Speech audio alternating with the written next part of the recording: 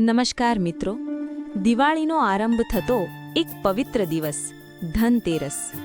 પણ શું તમે ક્યારેય વિચાર્યું છે કે આ દિવસ માત્ર ખરીદી માટે જ નથી?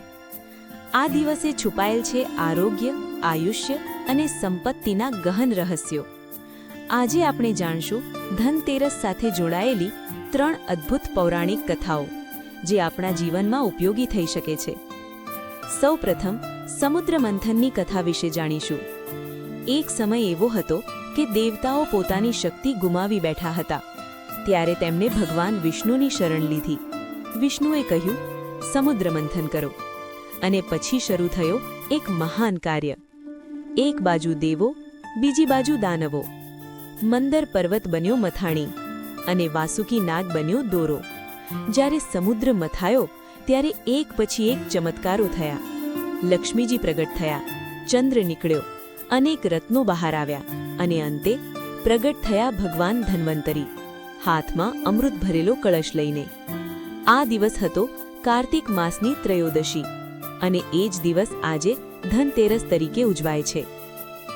આ કથાનો મુખ્ય સંદેશ એ છે કે સાચું ધન એટલે આરોગ્ય અને એ માટે ધન્વંતરી ભગવાનની કૃપા જરૂરી છે.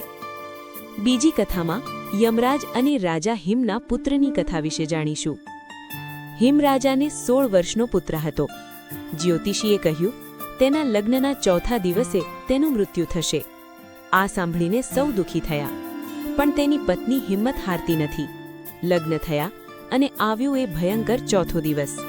પત્નીએ એક અનોખો ઉપાય કર્યો.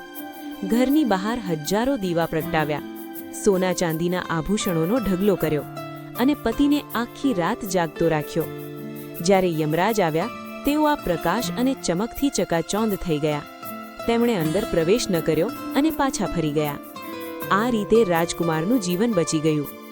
આજથી જ શરૂ થઈ યમદીપદાનની પરંપરા, જેમાં લોકો પોતાના ઘરની બહાર દીવો પ્રગટાવે છે.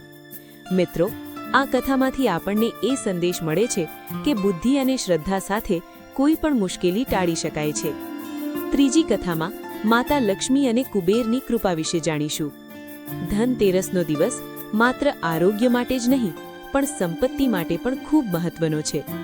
આ દિવસે માતા લક્ષ્મી અને કુબેરની પૂજા કરવામાં આવે છે. માન્યતા છે કે આ દિવસે ખરીદેલી વસ્તુઓમાં વૃદ્ધિ થાય છે અને ઘરમાં સુખ સમૃદ્ધિ આવે છે.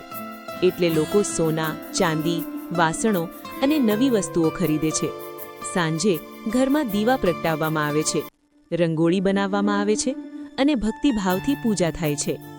આ કથા અનુસાર આપણા જીવનમાં સંપત્તિ સાથે સદાચાર અને શ્રદ્ધા હોવી જરૂરી છે. તો મિત્રો, ધનતેરસ માત્ર એક તહેવાર નથી, પણ જીવનને માર્ગ બતાવતો એક સંદેશ છે. જેમ કે આરોગ્ય જ સાચું ધન છે, બુદ્ધિથી મુશ્કેલી દૂર થાય છે અને શ્રદ્ધાથી સમૃદ્ધિ મળે છે.